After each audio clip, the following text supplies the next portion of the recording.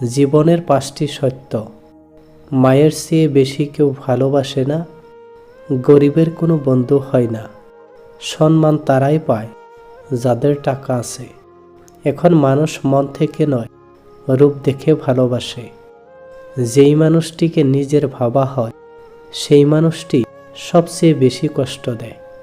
একটা কথা সবসময় মনে রেখো, বেঈমানদের সাথে যতই ভালো ব্যবহার করো না কেন, তারা শেষমেশে তোমাকে ধোঁকা দিবে। আর তুমি যদি এদের কথা ভেবে মন খারাপ করো, তাহলে তুমি হচ্ছ পৃথিবীর সবচেয়ে বড় বোকা। যে মানুষটা টাকাকে নিজের জীবনের সব কিছু ভাবে এবং টাকার জন্য যে কোনো কাজ করতে পারে, এমন মানুষের থেকে নিজেকে সবসময় দূরে রাখার চেষ্টা করুন।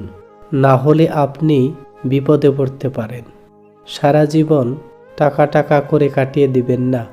একদিন দেখবেন আপনার অনেক টাকা হয়ে গেছে, কিন্তু সেই টাকাকে উপভোগ করার মতো পর্যাপ্ত জীবন আপনার কাছে নেই। কেউ পাওয়ার জন্য কাঁদে, আবার কেউ পেয়েও অবহেলা করে। মানুষ দুটো ক্ষেত্রে বড্ড অসহায়। দুঃখকে বিক্রি করতে পারে না, আর সুখকে কিনতে পারে না। নিজের কষ্টের কথা কাউকে বলেও বলতে যাবেন না। মনে রাখবেন, মলম সবার ঘরে থাকে না, কিন্তু লবণ সবার ঘরে থাকে। প্রকৃত সত্য হলো, আপনার কষ্টগুলো একমাত্র আপনি বুঝবেন, অন্য কেউ বুঝবে না। সে যতই আপনার আপন হোক না কেন, কেউ ব্যস্ত থাকার জন্য সব কিছু ভুলে যায়, আবার কেউ সব কিছু ভোলার জন্য নিজেকে ব্যস্ত করে নেয়। সব আঘাতের প্রতিশোধ নিতে নেই, কিছু আঘাতের বিচার হাসি মুখে উপরওয়ালার হাতে ছেড়ে দিতে হয়। রাগের মাথায় কাউকে অনেক আঘাত করে কথা বলার পরেও যদি সে চুপ থাকে, তাহলে এটা বুঝে নিও না যে সে কষ্ট পায়নি, অথবা তার কাছে কোনো উত্তর নেই, বরং সম্পর্কটা সে বাঁচিয়ে রাখতে চায়। এই জন্য সব কিছু মেনে নিয়ে চুপ করে গেছে।